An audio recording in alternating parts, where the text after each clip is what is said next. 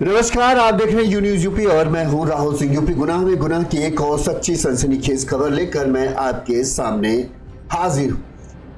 UP में अब अपराधियों के दिल में लगता है सीएम योगी के लिए खौफ खत्म होता जा रहा है। सीएम योगी जहां यूपी बिहार में बीजेपी के चुनाव प्रचार में जुटे हैं, वहीं पर यूपी में जो अपराधी है वो अपना खौफ कायम करने में जुटे। मेरठ में एक ऐसी वारदात हुई जिसने लोगों को हिला कर रख दिया, जिसने पूरे प्रदेश में कहीं हड़कंप मचा कर रख दिया है। एक किसान जो अपने घर से किसी से मिलने के लिए रात में जाता है और सुबह तक लौटता नहीं। 3 छोटे छोटे बच्चे, पत्नी, पिता सब उसका इंतजार करते हैं और सुबह जो खबर आती है वो उन पर मानो बिजली की तरह गिरती है। पूरे परिवार में हड़कंप मच जाता है। एक सीधे साधे किसान जिसकी उम्र महज 28 साल थी, उसको 3 गोलियां मारकर मौत के घाट उतार दिया जाता है। इस हत्याकांड से पूरे इलाके में हड़कंप मच गया है। वहीं पुलिस तक ये पूरे मामला पहुंचा है तो पुलिस भी अब मामले की जांच में जुटी है। पिता फूट फूट कर रोए जा रहे हैं और बस यही कह रहे हैं कि मेरा बेटा तो बहुत सीधा साधा था, ना किसी से झगड़ा ना किसी से बैर। आखिरकार क्यों और किसने मेरे बेटे को मौत के घाट उतार दिया? वहीं 3 मासूम बच्चों को अपने आंचल में छिपाए पत्नी भी बिलक बिलक कर रोती जा रही है। अभी जो है बच्चे क्यों जो है जानिए, सबसे बड़ा बेटा जो है 5 साल का है। 3 मासूम बच्चों के सर से पिता का साया उठ गया। उन्हें तो अभी ये भी नहीं पता कि पिता का अर्थ क्या होता है, लेकिन बार बार वो अपनी मम्मी से ही पूछते हैं पापा कहाँ है, पापा कहाँ है, लेकिन उन्हें कौन समझाए अब पापा नहीं आए। पुलिस के तमाम बड़े अधिकारी इस हत्याकांड की जांच में जुटे हैं। परिजन परेशान है। पुलिस ने जब परिजनों से पूछताछ की क्या उन्हें किसी पर शक है, किसी से कोई दुश्मनी थी, किसी से कोई रंजिश, तो पिता कहते ना, हमारा बेटा बहुत सीधा साधा था, खेती किसानी करता था, बस साधारण तरीके से रहता था, अपना काम करता था, किसी से कोई लेना देना ज्यादा नहीं था। हमें खुद नहीं समझ में आ रहा आखिर मेरे बेटे की किसी से ऐसा क्या बैर था कि उसको मौत के घाट उतार दिया गया। गांव का हर आदमी यही जानना चाहता है कि किसान राहुल को किसने मौत के घाट उतारा है।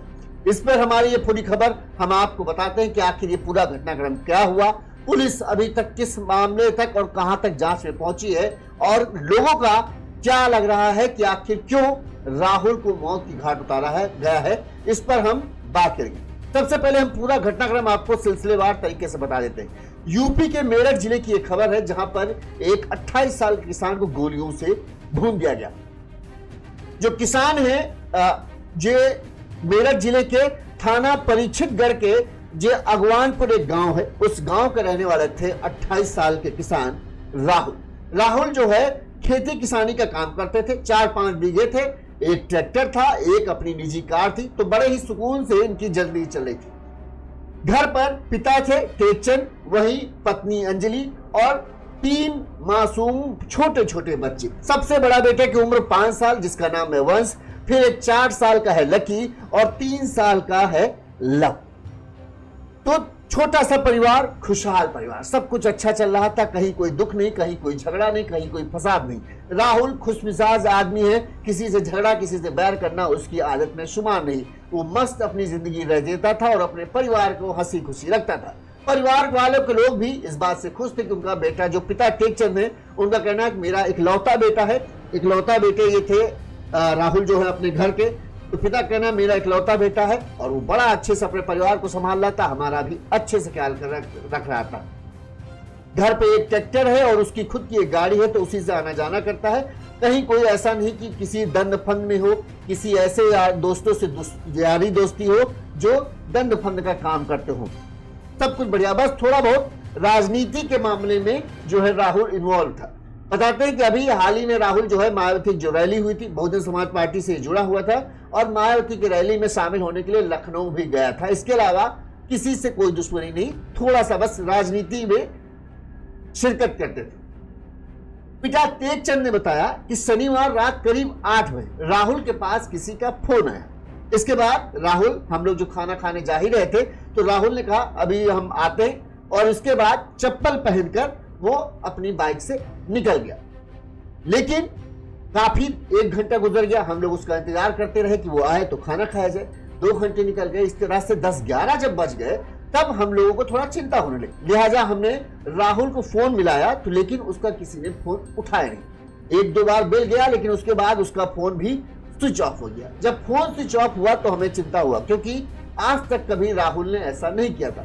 कभी भी वो कहीं जाता था तो तुरंत फोन उठाता था, और जैसा होता था कि आ रहा है कि नहीं आ रहा है, कितनी देर में आएगा कि नहीं आएगा, जो भी होता था बता देता था। अक्सर होता यही था, चाहे जितना भी जरूरी काम हो, राहुल रात शाम को अपने घर ही आ जाता था, कहीं बाहर रुकता नहीं था। पिता को चिंता होने लगी कि आखिर क्या मामला है। इसके बाद जो है वो आसपास अपने जो चाचा चचेरे वगैरह जो रिश्तेदार हैं उन सबको बताया कि ऐसा मामला है। लिहाजा सब मिलकर राहुल की खोजबीन शुरू कर देते हैं, लेकिन उसका कहीं कोई सुराग नहीं लगता। रात में ही, जिसके बाद जो पिता टेकचंद है, रात में ही चितवाना चौकी में राहुल के गुमशुदगी की रिपोर्ट दर्ज करा देते हैं पिता, क्योंकि उनको चिंता होने लगी थी। 12-1 बज गए थे, फोन स्विच ऑफ था। उन्हें लग रहा था कहीं ऐसा ना हो किसी लूटपाट के, मतलब कोई जो बदमाश लुटेरे जो रात में होते हैं, राहुल आ रहा हो तो कहीं उन्होंने उसको शिकार न बना लिया हो और उसे लूट कर दिया, उसे कहीं बांध के डाल दिया हो। लिहाजा उन्होंने पुलिस को इस बात की शिकायत दर्ज करा दी कि उनका बेटा जो है रात 8 बजे घर से निकला, लेकिन 12-1 बज रहे हैं, अभी तक आया नहीं, साथ ही उसका फोन स्विच ऑफ है। पुलिस इससे पहले जांच पड़ताल शुरू करती कि तड़के गांव के कुछ लोगों को जो जंगल की ओर गए थे, राहुल की खोज में ही गए थे, क्योंकि उनके चचेरे रिश्तेदार वगैरह सब उनको खोज रहे थे, जो राहुल की खोज रहे थे वो जंगल की तरफ गए, तो जंगल में राहुल की लाश जो है पड़ी दिखी। राहुल की लाश देखकर जो लोगों ने पहचान लिया, वो तुरंत भागते दौड़ते गांव वापस लौट के आते हैं, राहुल के घर वालों को बताते हैं कि उसकी लाश जो है जंगल में पड़ी है और उसके सीने पर जो है गोली लगी हुई दिखी। ये बात खबर सामने आते ही पूरे गांव में हड़कंप मच जाता है। राहुल के घर वालों का रो रो कर बुरा हाल हो जाता है। पत्नी अंजलि फूट फूट कर रोने लगती है। पिता अपना सुध बुध छोड़ के उसी तरफ भाग पड़ते हैं जहां बेटे की लाश थी। वहां पहुंचते हैं तो देखते हैं राहुल का खून से लथपथ शव पड़ा है। उसके आसपास 1 और 2 जो खाली बुलेट के खोखे होते हैं वो पड़े हुए हैं। तुरंत ही इस बात की सूचना जो है गांव के लोग पुलिस को देते हैं। मौके पर पुलिस पहुंचती है और पुलिस फिर शव को कब्जे में लेकर पूछताछ सबसे शुरू करती है कि कैसा क्या मामला है। जो मृतक राहुल के चचेरे भाई मोनू, उन्होंने बताया कि मेरा घर राहुल के घर के पास ही है। शनिवार रात करीब 8 बजे जो बाबा हैं उन्होंने बताया कि राहुल गया था, वापस नहीं आया।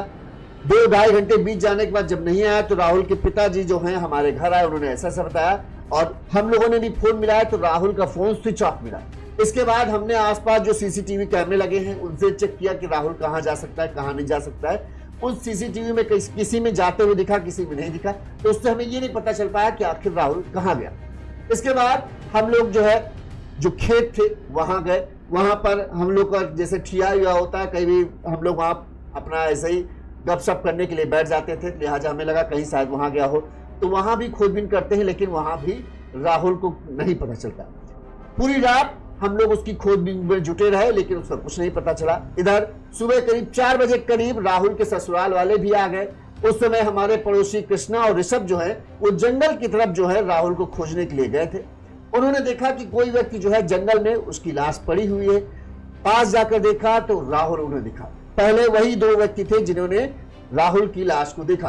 तुरंत वो वापस आए और उन्होंने बताया कि राहुल की लाश जंगल में पड़ी है। हम सब लोग मौके पर पहुंचे।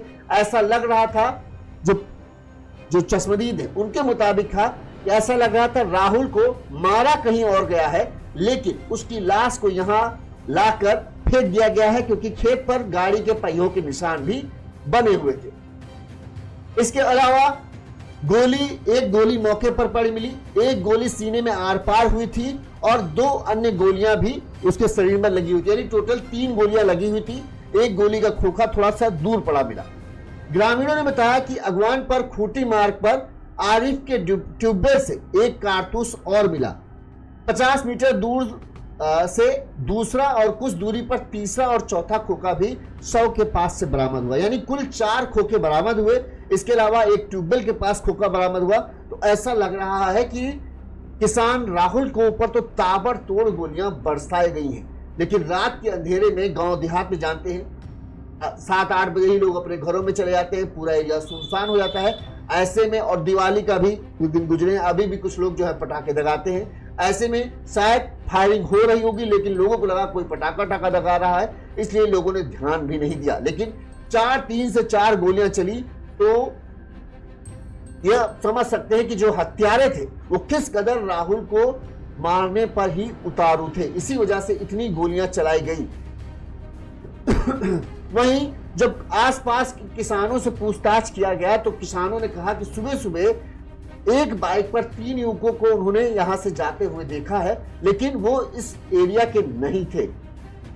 इसके अलावा जो परिजनों ने कहा कि जो चप्पल वहां राहुल के शव के पास एक पड़ी हुई दिखाई दी, वो चप्पल राहुल की नहीं थी। राहुल घर से जो पहन गया था वो दूसरी चप्पल थी, उसके पास जो पड़ी वो चप्पल दूसरी थी। यानी ऐसे हो सकता है कि जो हत्यारे हो, जो राहुल को घसीट के लाए हो, उनमें से ही किसी की चप्पल वहां छूट गई हो। इस मामले में एसपी देहात अभिजीत कुमार ने बताया कि शुरुआती जांच में पता चला है कि राहुल को किसी ने रात में घर से बुलाया था। उसने किसने बुलाया, हत्या क्यों की गई, इसकी जांच की जा रही है। वहीं राहुल के पास से जो है पुलिस को अभी तक उसका मोबाइल भी नहीं बरामद हुआ। अगर मोबाइल बरामद हो जाएगा तो यह पता चल जाएगा कि राहुल को किसने कॉल की थी। पुलिस ने घटनास्थल को 200 मीटर के दायरे में सील कर सबूत जुटाए हैं। सीसीटीवी फुटेज खंगाले जा रहे हैं। एसपी ने कहा है कि जल्द ही वो इस हत्याकांड का खुलासा कर देंगे। सबसे पहले पुलिस ने क्या कहा वो हम आपको सुनाते हैं, फिर इस हत्याकांड में क्या संभावनाएं हो सकती हैं उन पर भी हम बात करेंगे। आज दिनांक 2 नवंबर 2025 को गांव अगवानपुर में, जो कि थाना परीक्षितगढ़ में है, इससे एक शव की सूचना प्राप्त हुई। इसका तत्काल संज्ञान लिया गया। मौके की थाने की team, forensic team, dog squad की टीम और स्वाट टीम मौके पर पहुंची। वह शव को कब्जे में लेकर पोस्टमार्टम हेतु भिजवाया गया है। इसमें जो प्रतीत हो रहा है वो जो गन शॉट है उसके वजह से इसमें मृत्यु का कारण समझ आ रहा है। अग्रिम विधिक कार्रवाई के लिए तहरीर प्राप्त कर एफआईआर पंजीकृत की जा रही है। और इसमें गांव में पूछताछ में ये भी पता चला है कि कल रात को 1 नवंबर की रात को लगभग 8:30 बजे ये घर से किसी कार्य के लिए किसी के कहने पर निकले थे। इस तथ्य को के आगे पूछताछ की जा रही है। अग्रिम विधिक कार्रवाई प्रचलित है। एक तरीके से कहें जिस तरह से गोलियों के खोखे बरामद हुए, उससे तो लग रहा है कि जो भी हत्यारे थे उनका मकसद सीधे सीधे ये था कि राहुल की हत्या करना। ऐसे में बड़ा सवाल यही उठता है कि 3 मासूम बच्चों के पिता की ऐसी किसी से क्या रंजिश, क्या चिढ़, क्या नफरत थी जिसकी वजह से हत्यारों ने उसके ऊपर 4 से 5 गोलियां चलाई, जिसमें से शायद 3 गोलियां जो हैं राहुल के लगी, जिसकी वजह से उसकी मौत हो गई। अब अगर हत्याकांड के देखें, जितने भी हत्या के अगर हम केस देखते हैं तो उनमें सबसे पहले शक जो है करीबियों पर जाता है। क्या कोई करीबी इस हत्याकांड में शामिल है? राहुल के नाम पर, राहुल एक लौता बेटा था, 4-5 बीघे की जमीन उसके पास थी और 4-5 बीघे जमीन भी कम नहीं होती है एक आदमी के ऊपर। अच्छा खासा खेती किसानी करके भी राहुल कमाता था। इसके अलावा बहुजन समाज पार्टी के नेता से, बहुजन समाज पार्टी से जुड़ा था। अक्सर उनके कार्यक्रम होने पर वो जाता भी था। तो क्या कहीं कोई ऐसा जो जिसकी नजर राहुल की संपत्ति पर या राहुल की जमीन पर हो, जिसने इस हत्याकांड को अंजाम दिया? हो सकता है किसी को कोई हो जो राहुल के किसी के साथ जमीन का अगर विवाद चल रहा हो। पिता ने बहरहाल अभी तक नहीं कहा कि किसी से उसका जमीन का कोई विवाद चल रहा था, ना ही किसी से कोई गांव में झगड़ा था, ना ही किसी से कोई रंजिश थी जो राहुल से इतनी नफरत करे उसकी उसे मौत की हकदार दे। अभी तक तो यही है, लेकिन कहीं कोई ऐसा तो नहीं जिसकी नजर राहुल की संपत्ति पर हो और वो अगर जाता हो कि ये राहुल इकलौता है, अगर इसको मौत की घाट उतार दिया तो फिर कोई भी इसकी जमीन पर दावा करने वाला रह नहीं जाएगा। बच्चे अभी बहुत छोटे हैं और हम इसकी जमीन को आसानी से हथिया सकते हैं। अक्सर घर के करीब का ही कोई ना कोई शामिल निकलता है, तो एक संभावना ये हो सकती है। दूसरी संभावना कहीं कोई राजनीतिक वर्चस्व के लिए तो नहीं, क्योंकि अगले साल यूपी में 2026 में प्रधानी के चुनाव होने हैं। ऐसा तो नहीं राहुल प्रधानी की तैयारी कर रहा और इसी रंजिश में किसी ने राहुल की हत्या की वारदात को अंजाम दिया। दूसरा मामला कहीं कोई प्रेम प्रसंग से जुड़ा तो नहीं। राहुल कमाता अच्छा था, गाड़ी वाड़ी थी, तो कहीं ऐसा तो नहीं कहीं कोई लड़की का ऐसा मामला है जिसके चलते इस हत्या की वारदात को अंजाम दिया गया। क्योंकि जिस तरह से हत्या के अंजाम दिया गया है उससे ये तो है कि हत्यारे जो भी हों उनका मकसद सिर्फ और सिर्फ हत्या था। राहुल को डराना नहीं, राहुल को घायल करना नहीं, ना ही राहुल के मन में दहशत बिठाना। उनका मकसद सिर्फ और सिर्फ ये था कि राहुल की मौत होनी चाहिए। अब मौत होनी चाहिए तो मोटिव उनका साफ है कि राहुल नहीं रहेगा तभी उनका सबसे ज्यादा फायदा रहेगा। तो उसका मारने की वजह क्या हो सकती है? यही कुछ ऐसी चीजें हैं जो अभी भी कहीं घूम रही। परिजन जो पिता से पूछा गया तो पिता ने कहा किसी से हमारे बेटे का कोई झगड़ा नहीं था, ना ही हमारा कोई विवाद चल रहा था, ना ही हमारी किसी से कोई ऐसी रंजिश कि जिसके चलते कोई राहुल को मार कर कुछ हासिल कर ले कि हमने भाई उसका कुछ बिगाड़ा हो तो वो हमारा कुछ बिगाड़ दे। तो पिता कह रहे हमें भी नहीं समझ में आ रहा है कि आखिर राहुल को मारा तो मारा किसने और क्यों मारा, उसकी वजह क्या है। पिता खुद इस बात के लिए अपना माथा पकड़े हैं कि कोई ऐसा याद आ जाए जिससे उनकी ऐसी दुश्मनी थी जिसको जो किसी की जान लेकर खत्म हो। तो पिता कह रहे हैं हमने खूब सोचा लेकिन हमें तो नहीं दिख रहा कि कोई ऐसा है। अब जो बाहरी कारणों में देखें तो एक जड़, जोरू और जमीन और पैसा, यही चार ऐसे चीजें होते हैं जिनके लिए आदमी किसी की भी हत्या कर गुजरता है, किसी भी हद तक जाने में पीछे नहीं हटता। यही लगता है लूटपाट के इरादे से हत्या, तो ऐसा कोई बहुत ज्यादा पैसा लेके नहीं गया था राहुल। फोन आया, अब फोन आया और राहुल गया तो जाहिर सी बात है कोई ऐसा ही शख्स होगा जिसको राहुल बहुत अच्छी तरीके से जानता है, जिससे वो मिलने रात के 8-9 बजे भी जा सकता है। तो कोई ना कोई है तो करीबी दोस्त हो, व्यवहारी हो या कोई हो जो इतना करीबी होगा, उसी के एक फोन पर अगर कोई आदमी चल दे उससे मिलने के लिए तो फिर वो करीबी होगा और बहुत अच्छे से जानने वाला होगा। पुलिस कह रही है हम सर्विलांस की मदद ले रहे हैं, इसके अलावा सीसीटीवी की मदद ले रहे हैं। चूंकि लाश जो है गांव के पास ही मिली है तो जैसा परिजनों को तो यही शक है कि हत्या कहीं और की गई फिर फेंका गया, लेकिन लाया तो गया ही होगा। हो सकता है किसी सीसीटीवी कैमरे में उसको लाते हुए या राहुल के जाते हुए या जो व्यक्ति हैं वो किसी सीसीटीवी कैमरे में नजर आ जाएं जिससे पुलिस को आसानी हो जाए।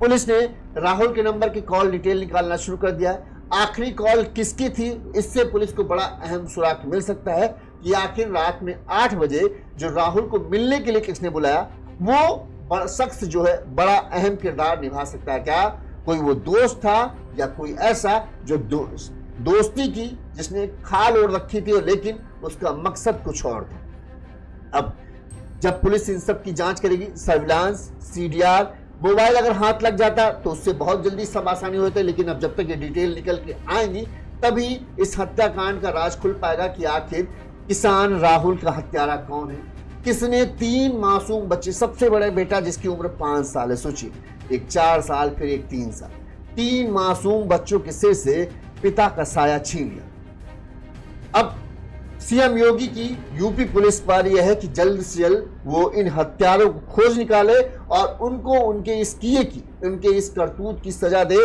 ताकि 3 मासूम बच्चों को और एक बेचारी पत्नी को इंसाफ मिल सके। उन्हें भी लगे कि हाँ यूपी में यूपी पुलिस का राज है, कोई अपराधी किसी को मारे और सोचे बच जाए तो वो संभव नहीं।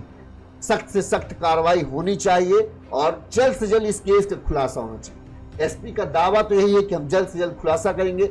हम मोबाइल सीडीआर निकालवा रहे हैं, सर्विलांस पर मदद ली जा रही है, इसके अलावा जो सीसीटीवी कैमरे उनको खंगाला जा रहा है। 2 से 3 टीमें लगाई गई हैं किसान राहुल के हत्याकांड की जांच में और पुलिस का कहना है जल्द ही वो इसका खुलासा करेगी। देखते हैं कब इसका खुलासा होता है। जो भी इस केस से जुड़ा अपडेट आएगा वो हम आपको जरूर से जरूर बताएंगे। देखते रहिए यून्यूज़ यूपी, चैनल को सब्सक्राइब कर लीजिएगा ताकि जब इस केस का खुलासा हो और उस खुलासे को हम आप तक पहुंचाएं तो आप देखें कि हत्यारा है कौन। आपको क्या लग रहा है हत्यारा कौन हो सकता है? क्या कोई करीबी या कोई ऐसा दोस्त जिससे किसी लेन देन के विवाद के चलते उसने इस हत्या को अंजाम दिया, या कोई करीबी है जिसका कोई और पर्सनल फायदा था, उस फायदे के चलते उसने राहुल की हत्या की, या तीसरा कारण कहीं कोई महिला का मामला है जिसके चलते अक्सर हत्याएं होती हैं। यहां पर भी कोई महिला का तो मामला नहीं, आपको इन 3 में से क्या वजह लगती है हमें कमेंट करके जरूर बताइएगा। इसके अलावा अगर आपको कोई और वजह भी दिखती है तो हमें कमेंट करके जरूर बताइएगा। इसी तरह से गुनाह की तमाम खबरें हम आप तक पहुंचाते रहेंगे। देखते रहिए यूनिज यूपी। नमस्कार। साथ ही अगर आपको हमारी खबरें अच्छी लगती हैं तो आप हमें आर्थिक तौर पर भी मदद कर सकते हैं। हमारा फोन पे नंबर स्क्रीन पर फ्लैश हो रहा है, इस पर आप गूगल पे, फोन पे के माध्यम से अपनी सामर्थ्य अनुसार, अपनी खुशी अनुसार हमें आर्थिक तौर पर मदद कर सकते हैं, ताकि हम और ज्यादा बढ़े और ज्यादा अच्छे से आप तक खबरें पहुंचा सके। देखते रहिए यूनिज यूपी। नमस्कार। चैनल को सब्सक्राइब करना मत भूलिएगा, साथ ही अपनी राय भी जरूर दीजिएगा।